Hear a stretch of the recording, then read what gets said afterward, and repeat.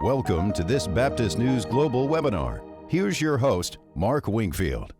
Well, hello, everyone. I'm Mark Wingfield, Executive Director of Baptist News Global, and I'm coming to you from Dallas, Texas today. And we're glad to have all of you on who are watching now and participating, those who will be watching later and joining this along the way. This is a real treat today for our change-making conversation webinar because I've got two friends to have a conversation with. Bill Wilson is a longtime friend and is actually a board member of our organization, has been for a long time. He's currently the chair of our ABP Foundation board as well. And not only do I know him, I know his family and have been blessed by all of that. And Bill was the founder of the Center for Healthy, I always start Center for Healthy Churches. Right. Good job. I'm afraid I'm going to get the words wrong. The Center for Healthy Churches, and has just recently transitioned out of that leadership role, but still is involved. We'll talk about that in a minute. And then the other person you see on the screen, the youngest of all of us here, is Matt Cook, who is the new executive director of the center and is also a good friend of mine and lives just a mile and a half or so from me here in Dallas. Yeah, we could look over and maybe see each other. But we even have offices next door to each other that we never are in, and so I cycle past your house on most mornings too, but I just don't stop and knock. So okay, some morning I'll get up and get out there and wave at you, but I don't know. Yeah, very good. Well, so we want to have a conversation today about leadership transition, and this is a big issue, as it has been. For not just churches, but also nonprofits. There's some high-profile leadership transitions that make the news, particularly when a megachurch pastor transitions, and we're going to talk about that. There are very few examples of successful transitions there. That's a whole other beast unto itself. But for all sorts of organizations, but we think most often of churches because with the baby boomers, I'm sort of the tail end of the boomers here. Now in that last phase of work, there's a lot of transition in churches, and it's multifaceted. So I want to begin, Bill, let's start. Just tell us a little bit about the center and how this got started so that we have some foundational understanding of what has happened more recently. Sure. And thank you, Mark, for the invitation. Always grateful for an opportunity to talk about the center. It started really about 10 years ago when while working at the Wake Forest Hospital, leading the Center for Congregational Health, really discovered the hospital was veering into a more public health approach to their work. And so really felt like what I wanted to do was more related to congregational work. So spun off the center as a standalone entity and really sort of a leap of faith kind of thing. Felt like the need was not only present, but growing for healthy churches and healthy clergy, and that there was no shortage of opportunity to do what we were doing. And there was plenty of room for additional work in that area. It's not a crowded field at all in the larger sense. So really sort of stepped out and called people that I respected deeply who had been, I kind of had three criteria where you had to have had some degree of success in the church.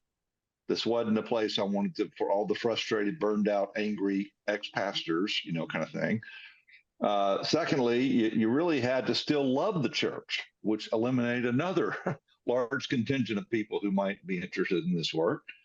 And thirdly, you couldn't be in it for the money. And that eliminated most of the others because it's not an overly lucrative profession the way we do it. Now, for some people, that there's more money out there, and that's another conversation. So we launched and worked hard and had great success, grew dramatically, and found that indeed there is a great market for what we do and things we offer. And we've adapted more than a few times to the needs of congregations. And from the beginning, my thought was, here I am. I was pushing 60 years of age. I didn't want this to be a one generation, just Bill and his friends kind of crowd. So even the name of the organization, it's not named for me. It's not, some of these groups are named after the founder and Right. all that kind of stuff. It really was intended to be an enterprise that had its own life. And I started with that hope and dream that this would be something that would far outlive me and those of us, the 5 or 6 people who helped start it. And so almost from the beginning, we began thinking about who are our successors. And it was always on the table, thinking, looking, wondering, praying. And that's sort of how we launched.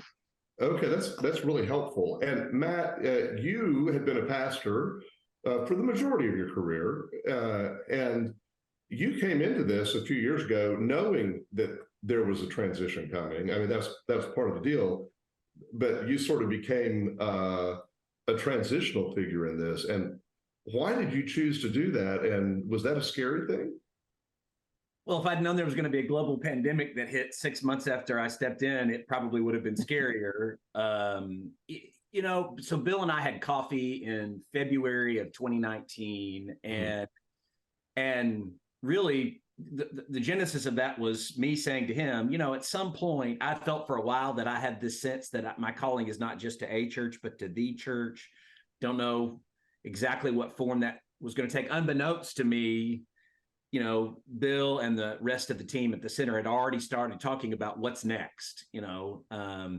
As Bill talked about, a lot of the people that come alongside us are people that do this in retirement. That enables us to hold costs down. And so, it's fine for Bill to step into retirement, but there wasn't somebody else on the bench just sitting there with another 10 to 15 years to give to it. So, so that conversation led to another conversation and another conversation. Bill has made it tremendously easy on me, that transition.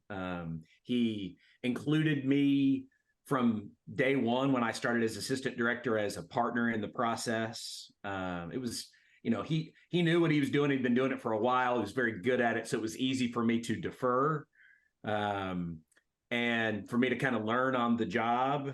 At the same time, since I've been the director, Bill's continued to make it very, very easy on me. I think he would tell you it's like we have become very good friends in this process and trust one another and consult with one another back and forth. And that helps. All that helps. So, yeah, it was a little nerve-wracking.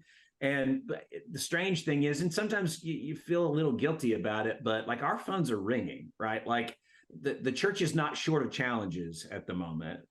And so we again, it feels strange for the church in North America to be experiencing as many challenges, but for our organization, we are on a pretty significant upward trajectory. There were Bill referenced 6 or 7 when we started. There was 30 of us now, so you have some confidence knowing that your phone's ringing and you're growing. So there's 30 of y'all in your stable of consultants. Yeah, literally. So Oregon to Florida, California to upstate New York at this point. So we're still strongly based from kind of Texas up to Missouri, across to Virginia and down.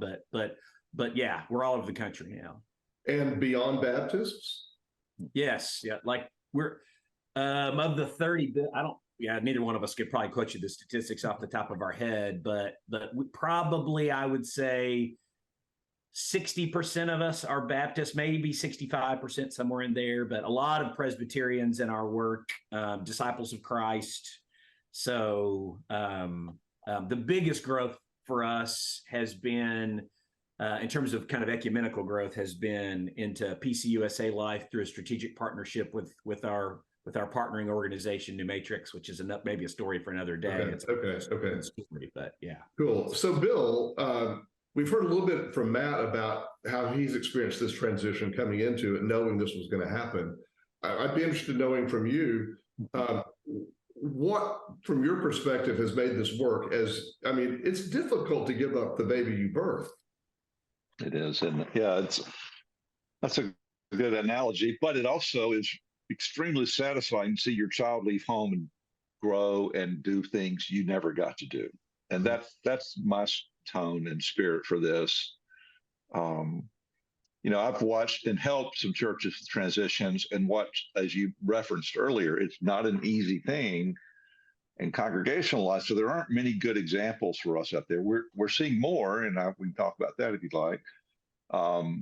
But for me to see the next generation, if you will, step in and be willing to take the risk, because it's a risky venture when you step away from salary and benefits and into a kind of, if you don't do the work, you don't get paid. That's a very different world than many clergy or clergy types have ever experienced. And so to see someone willing to step off that ledge and find their wings and then lead us in ways that I could never have done is incredibly satisfying and rewarding. And it does give me great hope for the center being bigger than Bill and Matt or anybody. The enterprise. And one thing I have learned looking at congregational life is that the enterprise, if you will, the mission and vision of the church, Big C, supersedes any of us. And so we have to keep that mindset, that level of humility, honestly, and willingness to not need the limelight, but to be willing to point up and not in. And I certainly have found that to be true with the folks that are in the leadership roles right now with CHC. So one of the things I think needs to be noted here, and I'm curious how much y'all think this contributes to the success, is you guys are not related to each other. You were not best buddies before you started working together. You knew each other. You both knew each other by reputation. I suppose you had been around each other, but this was not, okay, this is my best friend I'm going to bring in to keep going my thing. Right. This was an intentional decision, right? That's right. I knew Matt just because we run in the same circles and had actually worked with his church, not in a way that led him there, but helped them during the transition with one of our other colleagues, Mike Queen, when he stepped away at First Wilmington, and had watched Matt and seen him work well in a challenging situation and done good work. And it really was a collective decision of a group of people to say, who do we see out there that has the unique skill set? Really, it's kind of like your job, Mark. It's not everybody that can do this. And so there are a lot of people who have part of it, but not all of it, and not this part and that part. So it was, we didn't put out an ad and wait for applicants. We recruited. Right. Because there'd be a lot of applicants, and we'd have to say no to a lot of people. So it certainly felt like it was a divine appointment, honestly, and I believe it has been. So let's move to talk about churches now, because this is the bulk of your work is with churches, and you see the good, the bad, the ugly every day of this. I want to start with the negative before we get to the positive, the horror stories before the joy. Why is it, and how is it that churches so often seem to fail at pastor transitions, especially when the stakes are really high, maybe after a long-term pastorate or changing demographics or any of these things that make it not just a usual, okay, one person leaves, another person comes in. Why is this so difficult? Mark, whenever I have my first meeting with the search committee or with the leadership team in transition, one of my jokes with them is, your church is going to be bad at this. And strange as that sounds, that can actually be, at least at first, a good thing. It's the byproduct of something that you actually want to be true. If a church is really good at transitions, it's almost certainly because it's happening too often. And so you don't want them to have developed all of the muscle memory on how to go through a transition flawlessly, because it means that they're getting rid of their pastor, there's conflict, whatever. So now, having said that, and that's part of why our phone rings, is because hopefully the leadership inside a system will recognize that. So I was interim pastor and transition consultant at First Baptist Abilene, and So, in the last, really since the 90s, it's this longer story than we have time for, but, we had a lot of centripetal forces in the 20th century that have become centrifugal forces in the 21st century. And there was a lot of continuity and homogeneity in churches in the 20th century. And now there's not. And so, but First Baptist Abilene, the last time they had gone through this had been in the old world, right? Every church isn't going to go through that moment of shifting from kind of that old model, that old way of seeing the world into the new model. And so for the first time in decades, they were asking a set of questions that they hadn't asked in a long time. And when the last time they asked them, it was a completely different context. And so part of the reason why churches struggle, I think, it's not the only reason, but part of the reason why I think churches struggle is because the world has put so many more variables into the process than it used to put into it. So yeah, that's, I mean, Bill will probably have 2 or 3 other answers too, but that churches are having to ask questions that they didn't have to ask, a lot more questions than they had to ask before. Yeah, I love that. I love that line that if you've got a lot of experience at pastor transitions, that's not a good thing. Yep. Bill, what would you add to that? That's a good line. And I'm a divorce lawyer on speed dial. Not a good thing. So I think Matt's right. It's a different world. 21st century, we're now in our 3rd decade of the 21st century, which is news to a lot of churches because they haven't realized that. And the model has dramatically shifted. Our friend and colleague David Brubaker told me one time, Bill, I think every conflict I've ever worked in a church can be traced to the call process, either unclear expectations or a flawed model. And the majority of our work now is in transitions.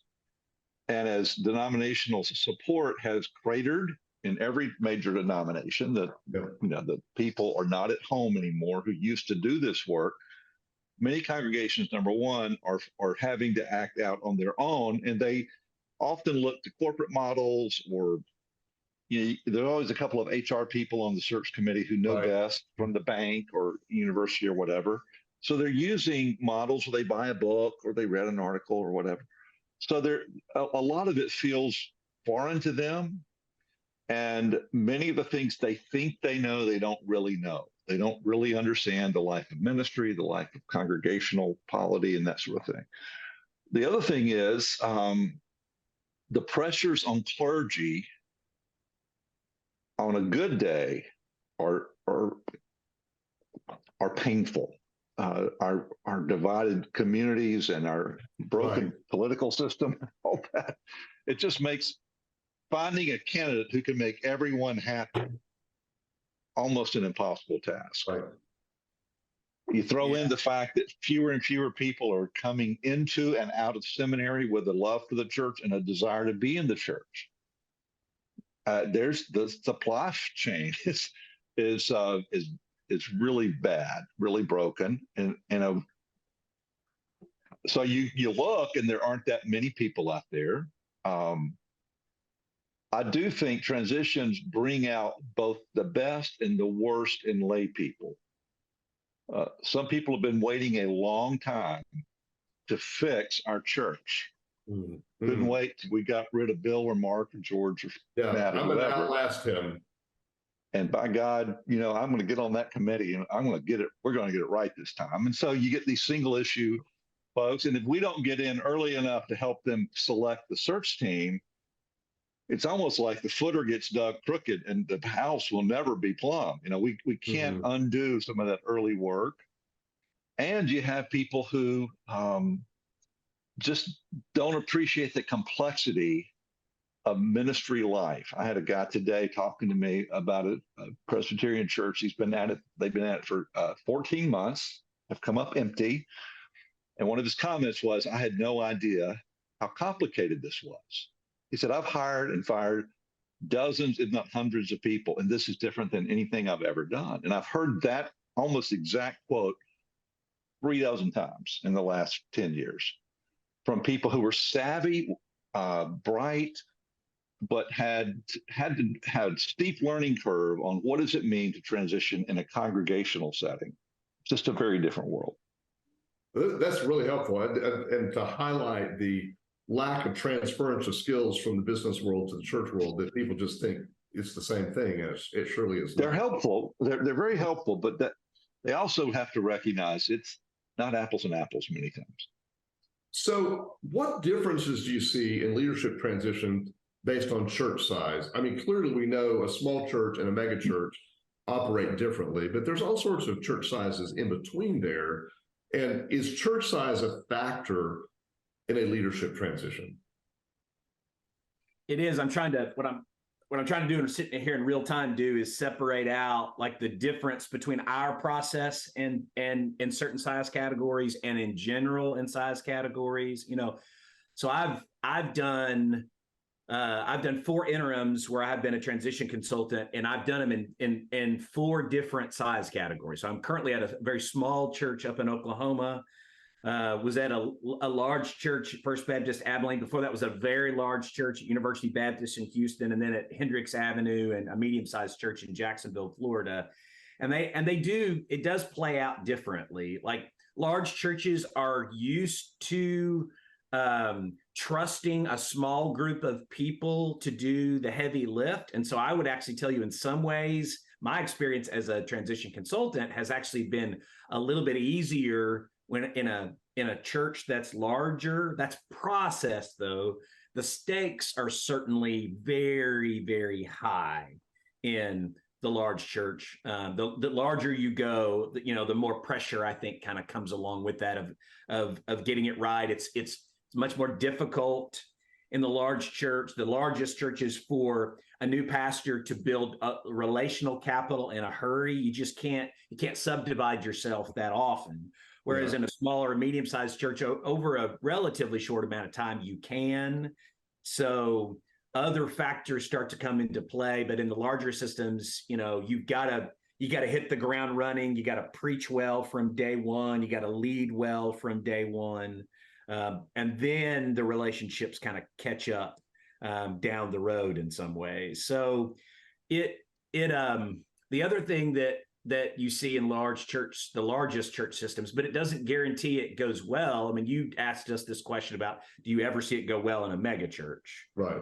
And so I actually got online yesterday and looked at the list of the 100 largest churches in America, and was just kind of walking down the list going, I do think it is fair to say we are hyper aware of when it goes bad, right? Those stories. I don't think it's fair to say it never goes well. But I will also say, as I went down the list, I couldn't find one, with the possible exception of Saddleback, which is so new that I'm not sure it's fair to even critique it yet. I haven't been able to find one that I know that just went really, really well either. Like where you hear a story of, well-known pastor hands off the baton to another pastor that then leads into another highly successful tenure. So, it is a challenge. Yeah, and before Bill answers that, I'm fascinated by that question, because we do see a lot of attention around these. But from First Baptist Dallas to First Baptist Jacksonville and all sorts of churches in between, we've seen just these stories that seem to involve not only personalities, but also changing demographics in some cases, because often these pastors are retiring or leaving out of the glory years of a church, maybe a downtown church in some cases. And as much as I hate to, I've got to give Robert Jeffress some credit here. He wasn't the first choice, he's the 4th one in after Criswell, but he's the one who's been able to recreate the glory out of it through a very distinctive personality and stuff, right? But it took some time for that to happen. Bill? Well, I do think the vast majority of churches in America are very small. The average Sunday attendance is 87 in America. And so many of the churches we work with tend to be mid-size, mid to large size, not mega church. I am actually helping with the transition in a 6,000 member church very quietly, because it's not public yet, and it's going to be a succession planning model. And there are a few. I mean, first Orlando had a good transition from Jim Henry. Brentwood had a good transition from my father to Mike Glenn. They've just gone through another transition. Sunday is Mike's last Sunday as pastor there after 33 years.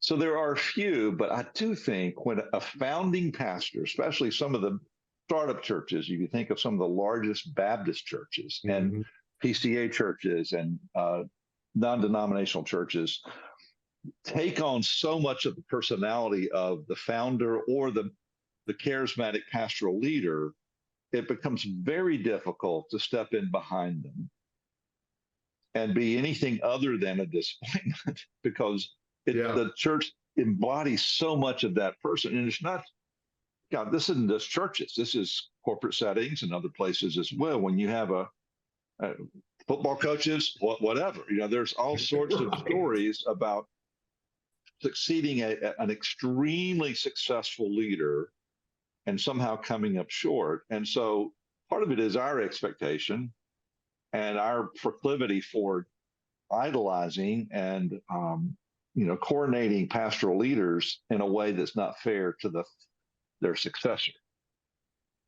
But having said that, there are hundreds of mid and mid-large churches that do transition successfully. And we have helped we're pushing toward 200 churches. And I think, Matt, we still can say the number of churches where that pastor that has come in on using our model is still in the mid single digits that didn't go well, in the sense that they didn't take. And not all of them left under duress. Some became other things, but a healthy plan, a healthy process is the best predictor of success for the succeeding pastor. And without it, the old model of let's put out an ad, call the seminaries, wait for our denominational body to send us a packet of resumes and we'll pick one, and never doing any kind of self-study to ask, who are we? What's our DNA without a pastor? What's our context? How has it changed? You talked about that, Mark. We used to be a suburban church. Now we're an urban ring church, or we used to be a downtown drive-in church. Now everybody that's living downtown is 28, doesn't know what a church is. If you don't know that, then you have no chance of calling a pastoral leader who's going to be aware of and able to lead into the 2020 and 2030 decade, which is what we're constantly saying to churches. You're calling for the 2030s, not the 1990s. And you have to adapt your expectations and your profile to fit that. Yeah, Mark, I'm waiting for somebody to write a book about this or a really long article. So I'm going to throw it in front of you, Mark, and see if you want to make it a run. Up here. All right.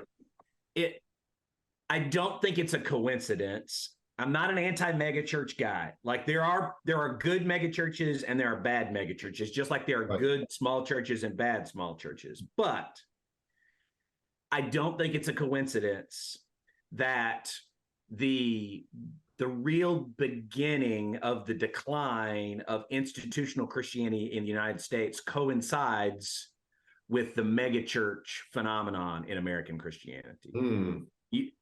You get your history book out and look at when mega churches started to show up on the scene. And the analogy that I've used is the great ship American Christianity has gone down, right? And the mega churches are the lifeboats, but they're not designed to get you from place to place, right? They're just attracting all the people that are kind of floundering in the water, but there's no engine there. Now that's I'm oversimplifying, but what I would say is we live in a consumer culture. That's not just about the church. That's about American culture generally. Right. The largest churches are gonna, to a certain extent, reflect the culture in good ways and bad ways. And so in a pastoral transition, when consumer culture is helping shape your congregational culture and a well-known, well-beloved pastor steps away, there's not brand loyalty in a consumer culture. It is easy for those numbers to evaporate into the wind. It's easy for that to happen. So Okay, I've one more negative question, and then we'll get to some positive questions. I'll set this one up with my own experience. When I was a seminarian, the home church that I grew up in Oklahoma, that, by the way, would probably not invite me to lead in silent prayer today. The long tenured pastor retired, and we had family friends who were on the search committee, deeply involved in the search committee process. And they called a new pastor who anyone with eyes to see, who knew anything about church life, could have known this was going to be a complete disaster. The guy had a great baptism record. That was the primary thing, that he was saving a lot of souls, and they were going to get him in. And it turns out the guy came in to the newly built, newly decorated sanctuary. And first thing he did is he came in on Saturday night and brought his own pulpit to replace the pulpit that had been built specifically for the sanctuary. And that was just the beginning of the troubles that went on. And I remember as a seminarian having a conversation with a family friend who was on the search committee, who is the age of my parents.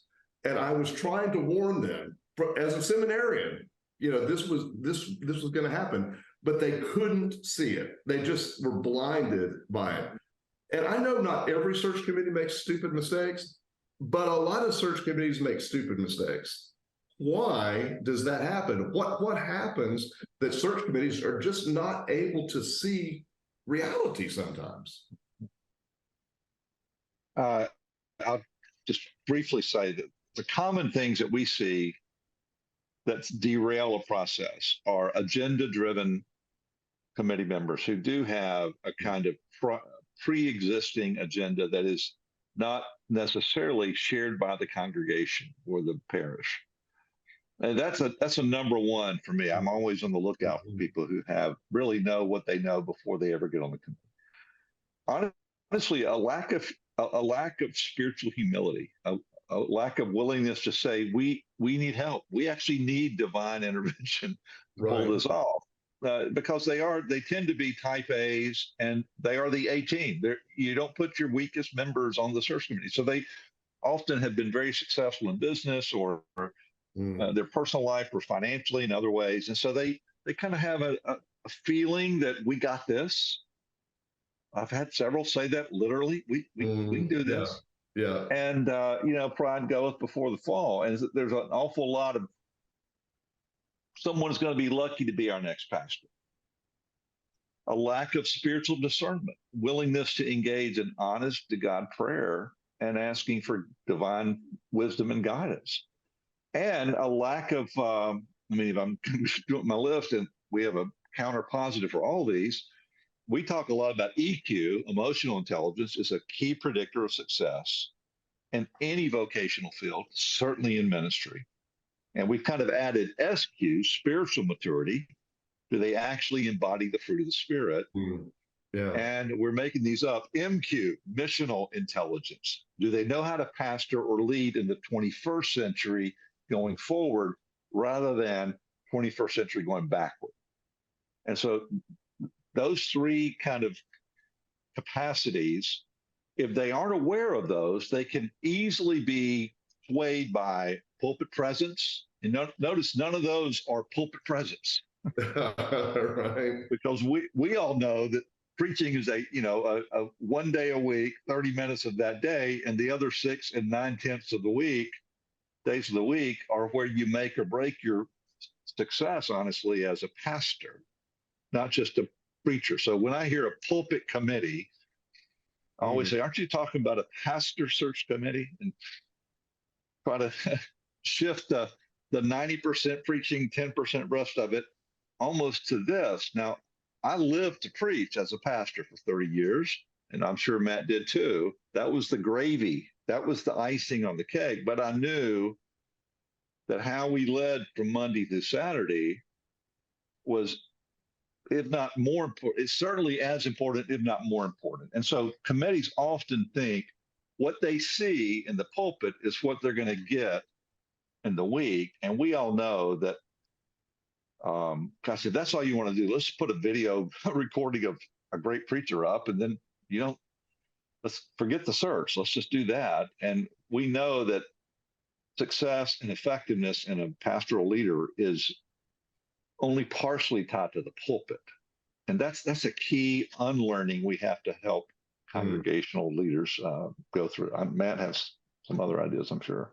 Yeah, I mean, it's ground we've already traveled a little bit, but the clarity inside the system about their identity. Like the biggest mistakes that I see search committees make is when they think they know, but instead really all they're focused on is more of a kind of a consumer approach of best resume, best in the pulpit, best interviewer. Like we tell search committees all the time, the communication skills that it takes to be a good interview will translate to preaching skill, but best interviewer does not equal best pastor. And so that's one thing that, you slowly have to wean people off that process a little bit.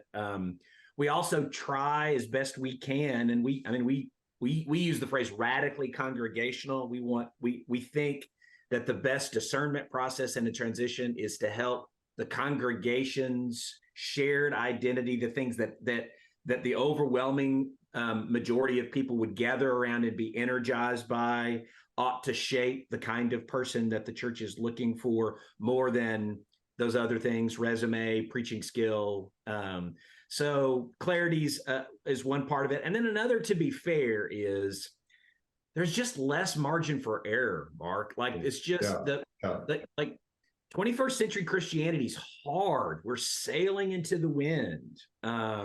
It's hard to grow a church in the 21st century. So it's hard to give your congregation a quantitative form of success, which is the rubric that most people are bringing in. And then if it's not that, then what happens is the church starts to disagree about what the qualitative measures might be. And then that's when kind of tensions start to exist and conflict can start to arise. And so having that clarity before you call a pastor, we think is really important. These are fantastic comments. I love this. I want to say to those who are listening live that if you have questions you'd like to ask, use the Q&A, and I'll filter those in as we go. We've got one really great question that is appropriate at this moment to go ahead and ask. And the question is, have you seen any significant differences when a transition is from a man to a woman, from a woman to a woman, or from a woman to a man? We've had several churches that we've worked with called female pastoral leaders, and I haven't seen many go from female to male. I'm trying to think over our 10 years. What I do think distinctive about that, and we have friends like Meredith Stone, Baptist Women in Ministry, who help congregations, especially search committees, reframe some of their models to engage women on a level playing field and to be thoughtful about that, which is very helpful. But I think for the self-study season, we do a pretty thorough congregational self-study. If the congregation is open to the possibility of being inclusive in terms of gender of their next pastor, it's a critical moment to decide that before you ever put a person in front of them. And we're not trying to tip the scales with our fingers as much as help them identify, is this how you go about doing ministry? But in terms of specifically changing between the genders, I think there probably are parts of that. Matt, I'm trying to think of specifics. The thing that I would say is that it depends upon what the larger leadership culture is generally, not just the question of the gender of the pastor. So for instance, we've helped two churches in recent years that when they went into the search process, they were open. They had to be convinced, maybe, okay, we get it. Like, we support women in ministry, but we really don't think our next pastor is a woman. And then lo and behold, in their candidate pool, those two women were far and away the best candidates. But in those cultures, right? In those cultures, there was some there were some aspects of that were old school in some ways. And so there is still remaining work to be done of transitioning all the way into a different leadership culture that is bigger than, it certainly includes, and the biggest factor in it is going from exclusively men in their history to the first woman that they've called. But it's a larger question. Whereas I've seen some congregations where, again, it's a history thing. Maybe they've never called a woman, but women have been in their diaconate on their church staff. It's a highly collaborative leadership structure. And I think those churches are a little bit better equipped. It's not as big of a step for them. So I wish I could tell you that every church was self-aware enough to just recognize, hey, this is a fantastic thing. And of course, we've got to be prepared for difference. Like just like we'd be prepared for difference between one man to another man. Like every person's going to bring their own strengths to the table, their own personality to the table. I'm thinking of it through the lens of the churches that we've helped. Like all of the churches that we've helped in recent years that have called women as pastors are kind of bragging about it still, like kind of living in the glow still. Right. And so the women might tell us there's lumps in the oatmeal and it's still hard. And I don't want to be naive about that, but I'm not aware of a story off the top of my head in the churches that we've helped where that specific instance became anything close to a major issue in kind of the ongoing story of the church in terms of engendering conflict. So one of the I'm going to use air quotes here, reasons we see search committees bypassing women and some men in this case is the old line, well, we want a candidate who has experience as a senior pastor, which would basically deny anyone new into the system at any point who's not started off in Third Baptist Church of Podunk Collar, right? Would you talk about the mentality behind this idea we've got to have someone with senior pastor experience, even though we can think of cases where someone's had 10 or 15 years of significant staff experience, knows how the church works, has preached all these things, but they've not been senior pastor and they get cut. Yeah, we fight it every day. I do. So I usually, if I'm working with the church or one of our folks is, we ask them to remove language about experience from their profile, along with age brackets and that sort of thing. Because I cannot find a study that in any way correlates that with success or effectiveness. It's a mythology that exists, and not just in congregational life, but in other cultures as well. The youngest NFL coach is always, that's kind of how he's introduced, but he won the Super Bowl 2 years ago. So, the Rams are doing pretty good. So what we say are the determining factors is not, first of all, please don't think that just because someone had 10 years as a pastoral leader, that they're going to be any better than someone who's been an associate or someone who's been, youth and children. Right. The key predictors of success are EQ, SQ, MQ. They're not your resume. So we try to get them, quote, off the resume as soon as possible and into conversation, learn about their heart, their soul, their mind, and not just assume that because someone has that particular degree or that particular experience, that conveys somehow a superior ability to pastoral lead than someone else. Some listen, some don't, Mark. It's right. Yeah, we know that. Matt, you want to add to that?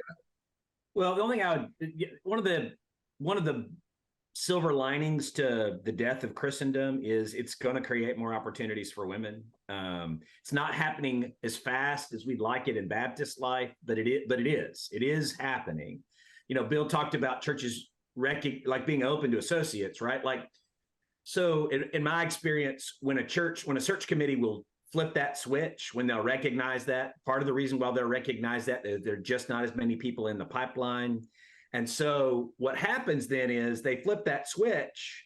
And when they flip that switch, it makes it a whole lot easier for women because there are far less women that have been senior pastors, but there are quite a few women that have been on the associate level. And so if they say, okay, we're open to associates and we're a church that supports women, then all of a sudden their candidate pool can expand easily without having to have a big fight about it. So I don't want to pretend like it's easy and some magical thing has happened. And then we go from the small percentages up to huge percentages. But having sat now with probably over the 4 years that I've done this, probably sat in, I don't know, 15 or 20 different search committees, that I will tell you that is my experience. So we've got a question that I want to use as a turning point here to get to where I want us to go is let's talk next about leadership transitions other than the senior pastor. Because whether it's the minister of music or the executive pastor or any other position in the church, but some in particular, these are very influential people in the system, but maybe they don't get the same focus as the senior pastor search. But to get there, the question that's been asked is, what input can you share with staff reorganization that moves from using a single full-time senior pastor to multiple part-time pastor positions with different focuses? Are there examples out there where there is no single particular senior pastor? There are, but I'd be lying to you if I told you that it is a trend, right? In my experience, that's more a very unique set of circumstances and a very unique congregational context, which gives rise to that formulation. I will say, necessity being the mother of invention, there are things happening. There's a fair amount of creativity and churn, but most of that creativity and churn is actually happening down on the bottom end of the size spectrum, and there's not multiple staff people down on the bottom end of the size spectrum. So you're not going to find the smallest churches with multiple people sharing the pastor's role because they just can't afford enough staff for there to be that kind of model. So I'm trying to think of the one that comes immediately to mind is in Durham, North Carolina. Molly Brummett Waddell is one of several preachers there. It's trying to remember the Emmaus Way, I think is the name of the church. Yeah. So I tell you where we do see it is, if you will, with a senior pastor, and there's been a second position, a second staff position that no longer is there enough programming to support a full-time music minister or whatever. And so the second that pool of money gets broken into pieces and contract workers step in.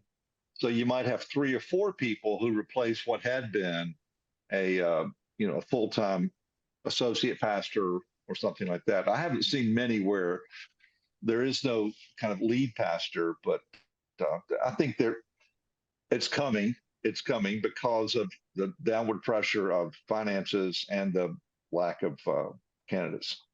But we do see churches more often today than I think in the past with co-pastors. That's the title I see, and I guess that's sort of a variation on this idea.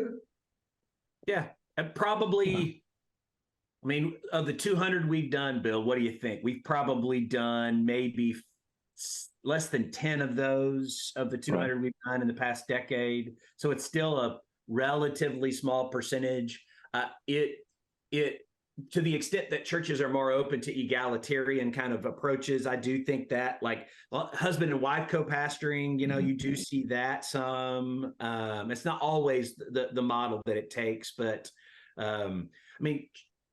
again, necessity being the mother of invention, if we do talk to a fair number of ministerial couples that are trying to figure out a way to be on staff together, whether or not a church is going to go all the way towards a full co-pastorate, I won't say it doesn't happen. It's just not large enough to be a significant trend. So, I as someone who's worked 2 decades in the church and knowing how the system works. And again, from a large church perspective, so I have my own biases here. It seems like in a system like a church, there needs to be someone who's ultimately responsible.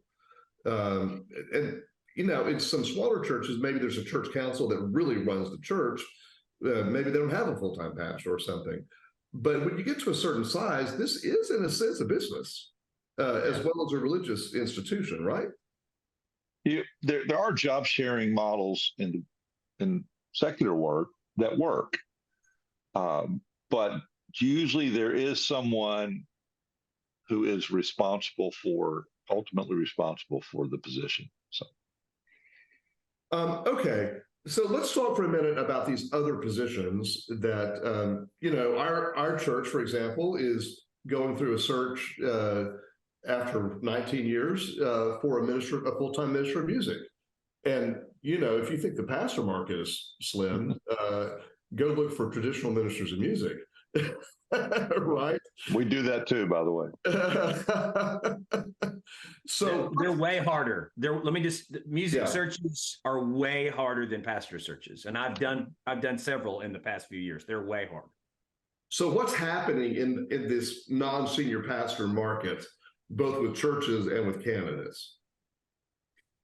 So, there are fewer candidates for all positions in the pipeline, right? So that's true. No matter what, there is no growing position within the church that's like loads of people lining up to do this. So there are fewer candidates overall. It's not the irony is ATS numbers, Association of Theological Schools numbers, are not significantly on the decline right now. But the number of people at ATS schools who want to go into congregational ministry are significantly on the decline relative to what they were a generation ago. So that's an interesting factoid that I'm still trying to wrap my brain around a little bit.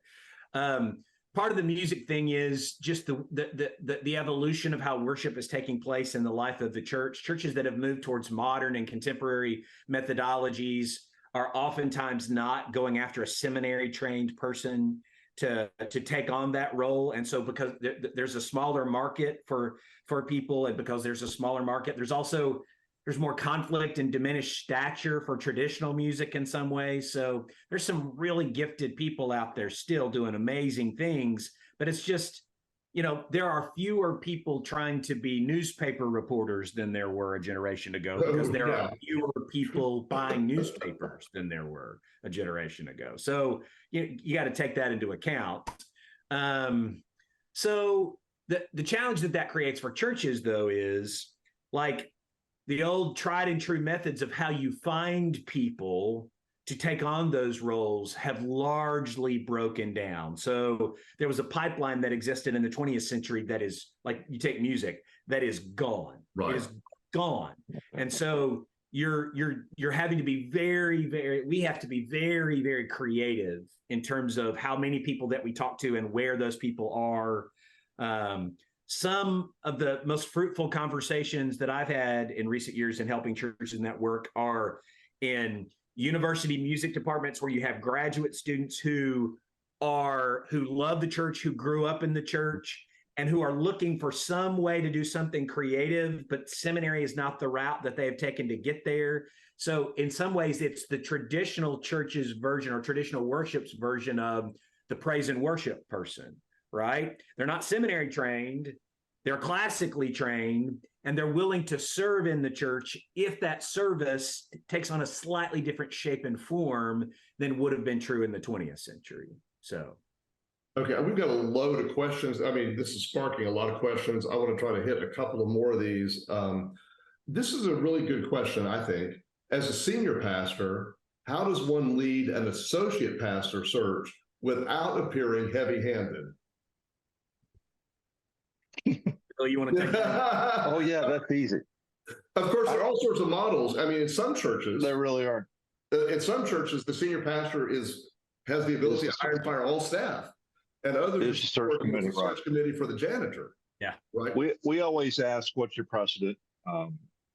Sometimes the committee brings candidates to the pastor, and she or he picks one, and sometimes the pastor brings candidates to the committee and they pick, and everything in between.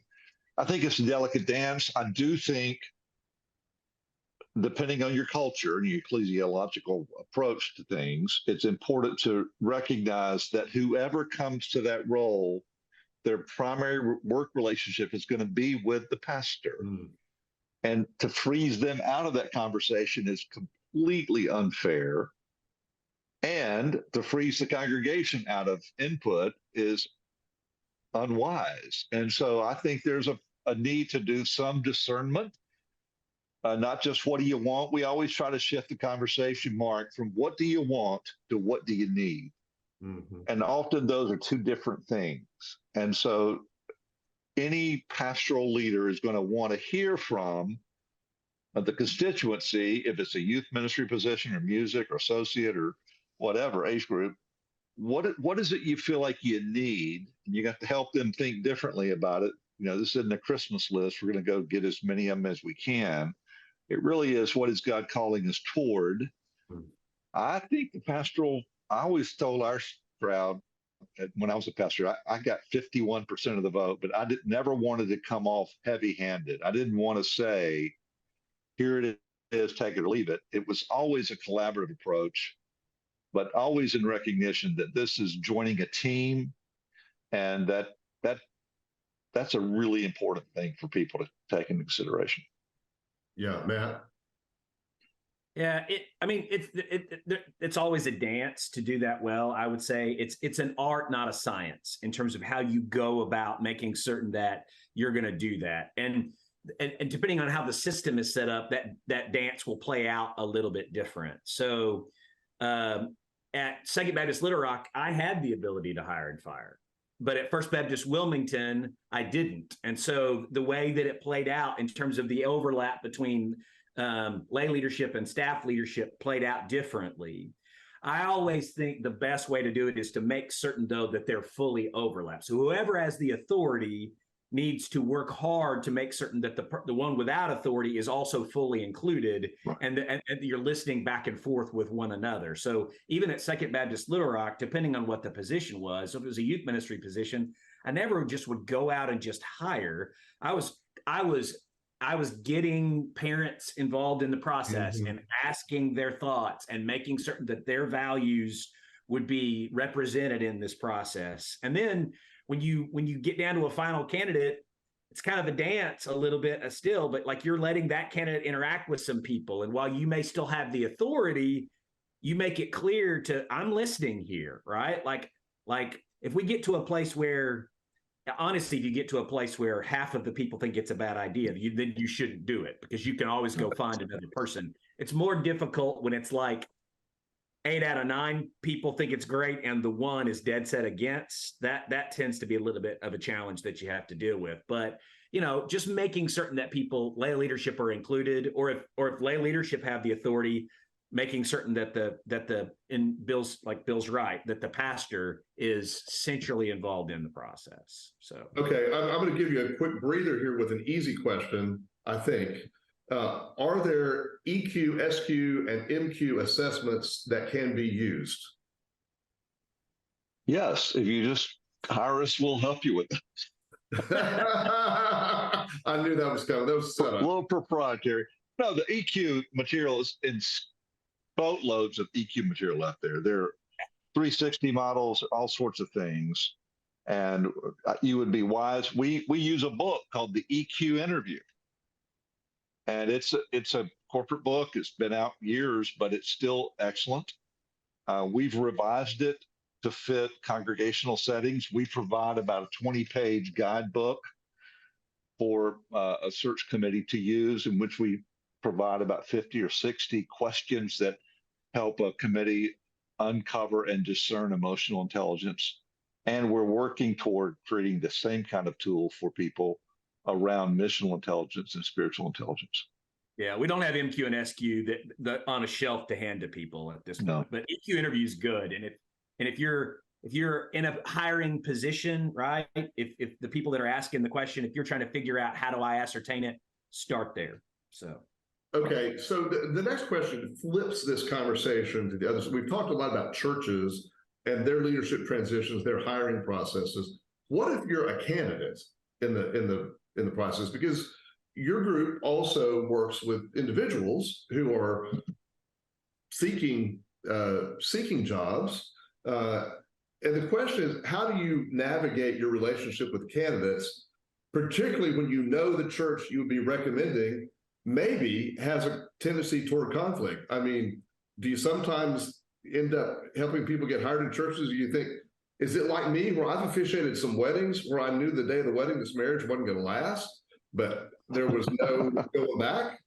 We work really hard personally to not do that.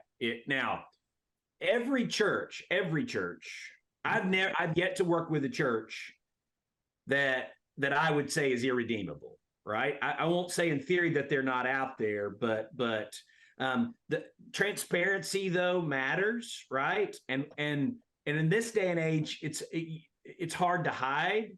And so we tell search committees all the time, in fact, our model is kind of predicated on it. It's a two-way street, right? Both candidates and committees have agency in this process. And we tell search committees, you don't need to sit back with your list of questions like you're the hand of God judging and critiquing these people. You need to be in a recruitment model. And in a recruitment model, part of that is being straightforward about what's taking place in the life of your church. So again, if the goal is long-term success, hiding that information doesn't do anybody any good. So candidates ought to know where all the major lumps in the oatmeal are. And Bill and I tell them that. Bill and I tell candidates that. So here are the lumps in the oatmeal. Here's the kinds of questions that we would ask if we were you. Some of them don't opt into the process as a result of that, but if they've opted in, they're walking in with eyes wide open. So we do coach them occasionally on good questions to ask generically. And we say to the committee, remember, they're interviewing you. Ours is a recruitment model rather than an application model. So that means that you're talking to people who have mildly curious interest in your congregation. They're not applying for the job. And we say to them all the time, do not assume that these people are, ready to move to your town. They are curious enough to talk to you. And if the church has done what we've asked them to do, they've created a profile that is honest about their challenges and opportunities. And Matt's right. Clarity is your friend. I probably have said that 1,000 times to congregate. Clarity is your friend. Do not hide the things that in the end will come back to bite you. So that's a great setup for my bonus question for the day. That's a personal interest. Why are so many church websites so terribly, awfully bad? I looked at that question. I mean, it's the mystery of God. Truthfully, the younger generation has moved away from the website being a major component of the way that they would evaluate. A bad one would certainly can get in the way, but there's just so many forms of communication. So the younger staff people, the people that would be most able to be able to kind of give oversight to it, because their generations are less focused on it than older generations would be. That's part of it. Part of it's busyness. Part of it is they don't train you in seminary on how to do websites. It's not a skill set. And in an era of declining resources, the whole question of, are we going to spend a lot more money to create a new website that by itself there's no easy corollary to that's going to grow our church and have more people there. All of that is part of the reason why websites stay unchanged and are 2 years behind the curve and have old pictures. And so you should do it. All of the excuses that I've just given are just that. They're excuses. It's still something that can harm your ability to kind of project yourself outward, but at least gives probably some explanation for why it's happening. So, yeah. Bill, any thoughts on that one? My pet peeve? It was our pet peeve, Mark. Remember when we had church news newsletters and some are Right. lousy and some are good. Right. Communication has never been one of our gifts. And part of it is we make many assumptions that we know what people think and want. And we just assume they'll find us. And the 21st century is teaching churches a hard lesson in that they don't see you. They're afraid of you, honestly. They think you're strange. And you must learn to communicate well the good news and not just because they get plenty of bad news. And so websites and other venues, other tools of communication really have to become a higher priority. It's like Matt said, we've spent, with declining resources, it's hard to see churches spending money on buildings that have no, are just an anchor, and they can't turn and pivot toward communication. It's tough to watch. I'd say at least have your address and your phone number on a website. That would be really helpful. At least take down last Easter's Easter egg hunt. That's right. It is September. Come on, please. Probably have another Easter egg hunt since then. Yeah. Okay, we've got 5 minutes left, and very quickly, I want to hit on, this is sort of off the subject, but it's something that I think is important to the work that y'all are doing. You've developed a tool, a sort of a walkthrough guidebook for Southern Baptist churches that are trying to make the decision, do we stay or do we go? And just quickly tell us about that and how's that going? Because I'm assuming you made that because of some need, that churches really are questioning this and looking for some guidance. Right. Well, I'll say just a quick word. We do work with churches across the spectrum, multiple denominations, probably a dozen denominations a year, including about 4 varieties of Baptist, including Southern Baptist. And so I'm leading congregational search processes for a pastor in 2 prominent Southern Baptist churches right now, both of whom are loyal Southern Baptists, both of whom have female leadership, deacons, staff members ordained, trustees, that sort of thing. And they represent multiple conversations I've had and others in our group have had with congregations wondering, what do we do now? We haven't changed. The world's changing around us. How do we react to this? So we tried to put together an even-handed approach to how would you navigate a conversation around denominational affiliation if you're a Southern Baptist, which is anathema to many congregations because it just seems to go contrary to their model from history. And so it's a very simple piece, but it's also, we think, helpful and gives good guidance to what makes for a good conversation about this that's not polarizing in your congregation. What's your history? What's your DNA? How long have women been in leadership roles? I found a church the other day, they've had female deacons for 102 years. 1921. And they're a straight Southern Baptist church. County seat, church is 175 years old. Existed before the Southern Baptist Convention. Right. Well, I'm going in a couple of weeks to speak and to lead a conversation to say, did you know you were here before they were? And so, part of it is helping congregations figure out not just what we're going to do, but how have we done this? And so, let's honor your understanding of leadership and affiliation. We do think there's a big shift coming from identity affiliation to affinity affiliation, rather than we're going to define ourselves by who that national group is. We're going to define ourselves as a congregation and then find affinities who align with our core values to help us do our mission and vision. I think that's not a bad thing. It's reclaiming the priority of the local church as I think it should be. But I learned a new phrase from you the other day.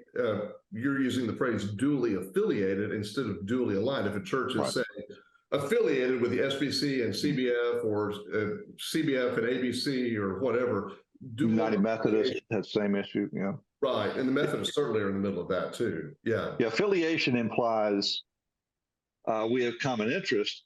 Alignment is a different word. Duly aligned is kind of how can we be aligned in 2 different directions? And actually, David Hall, one of our team members, pointed that out to us, and we've been using that language since. All right, And we are truly, out I of would say time. we're kind of in there. We've been there.